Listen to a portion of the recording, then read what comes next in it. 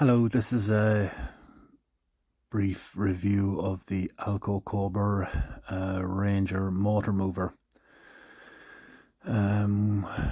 For this, it's a Charisma. It's a 2-berth, which is a good example of a small caravan. Now, this motor mover here can do 1800 kilos on a single axle. With the kit comes completely everything, but you have your handle, obviously your booklet of instructions, and your hand controller, which is pretty straightforward and easy to use, easy to figure out, with an on-off button on the side. Around here on the side where your battery is, you have your battery there, and you have the isolator switch that also comes with it. The motor movers connected into the terminals here, and this hole is made here for the isolator switch, that when we go inside you'll be able to see where it's connected up. So these motor movers are usually fitted close to the battery. So here you can see is the ALKO motor mover unit. And to the left you can see the 2 red wires going into the isolator. So the isolator goes into that box, and your motor mover units go to either wheel. If you have a twin axle version, you'll be just connecting 2 more wires, 2 more sets of wires for the other sets of motor movers. So the first thing you do there is you turn on the isolator. So the isolator engages the power to the unit. So this is the motor mover unit that's under each wheel. So from either side it's exactly the same unit that you would be looking at. So when you engage here, you will be engaging automatically the other side. This motor mover, the ALKO version, is considerably easier to engage than other versions I've used that I have on my own caravan. This one is wound in, and you probably just can't see it, but over the ALKO logo there is a signal to tell you to stop. It's green and it's red. So when you have it green, it means it's fully engaged. The resistance is very low too, so it's very simple to do. So then you turn on your power on the remote control, and it's quite simple to use, frankly. It's forward, back, and you have forward left and forward right, and reverse back and reverse right. The assistance that it provides when you're trying to control a caravan is frankly, it's incredible. Like, I'm a big guy, and there's I'm as no difficulty probably moving trailers around and whatnot, but when you're on your holidays, sometimes the surface isn't particularly even, and maybe you're in your nice clothes and you don't want to be lugging this around, but this makes it quite simple to maneuver. And even with this is a small 2-berth Charisma. It's particularly light. I think they're around 11 to 1300 kilos, something in that fashion, but you still takes a bit of energy to pull and drag around. But when you go up to the campsite and you have this on it, it makes such a remarkable difference to use. This Ranger version comes in a full kit. It's an entire kit that will fix to your chassis. Now, on this Swift Charisma, it has a 2011 ALKO chassis. Now, the Ranger, which is the entry-level model of motor movers that ALKO do, they also do a Mammoth. The Ranger is their entry-level model, but frankly the product itself is very competitively priced compared to the other ones in the market, and the quality of it is also very good. The fixing of it is relatively straightforward. If you don't have an ALKO chassis, this Ranger motor mover will still connect. It's an underslung motor mover, and what's meant by that is you'll see shortly, it actually fits in under the chassis. ALKO also do one that it's the same one, but it fits higher up, integrated into the chassis, so it's higher up, closer to the wheel arch.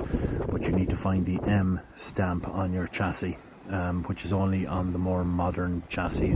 In the last few years, it wouldn't have been available on a 2011 chassis. If you have a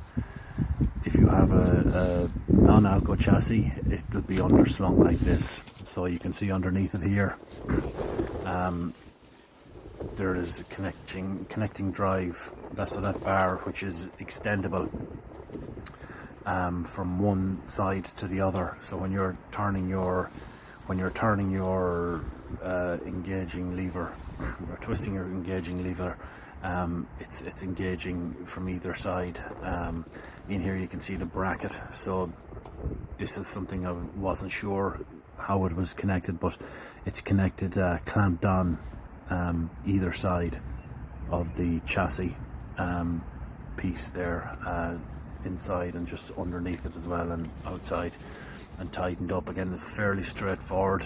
The varying widths of caravans that obviously are on the market, it slides in and slides out like a sort of a rail, and then you just tighten it up when you have it in place. You can see here the bit of a closer look there on the red and green engagement there. What I like about this one is the engagement of it. The more expensive ones you can get is press a button and it engages. This one here is the one that's on my own Caravan. It's another manufacturer, but what I don't like about this one, while it's a good motor mover, in order to engage this, it's spring loaded, so you have to connect your socket to that point there, and in one motion you have to spring it in. So there's quite a bit of resistance to do that, especially when you get to the point of the wheel. And the ALKO one isn't. You're winding it in, there's no resistance, and it clicks in place.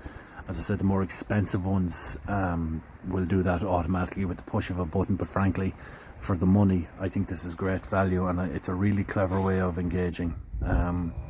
This is just showing you how it makes life simpler, especially on a rough surface. Now on this one we've installed a pneumatic wheel. I like the pneumatic wheel particularly for surfaces like this. It makes it easier to maneuver. Sometimes if you have a harder wheel, it's skidding in front of the stones.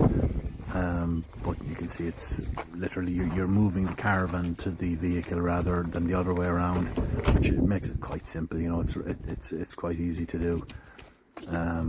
Especially again when you're on sites, you mightn't quite have an even surface. And look, maybe you just don't want to. Again, this is I really think it's a great assistance. It's a great luxury to have with your Caravan. Also, again, where I find a big advantage with them is when you're parking them up, particularly wherever you are, if you're storing it at home, or if you're storing it in a shed, if you're manually pushing it, if you're trying to do it on your own, you don't simply have the control. You're trying to push it and maybe you stop it with the handbrake, and you could be working in a quite a tight space. And I know this Caravan, where this Caravan does get stored, is at the front of a house, and they need to get it quite up close to the house itself because of the of just how small a property it is. But here in that instance, then with the motor movers, you can literally you have minute control, but really minute control, so you can control it to the inch, so if you take your time, they're not extremely fast, but you have, as I said, great control over them, so you can store it, or you can move the Caravan right exactly up to where you want it, and they move nice and smoothly. Again, it takes a little bit of getting used to, but again, it's pretty much straightforward piece of kit to use.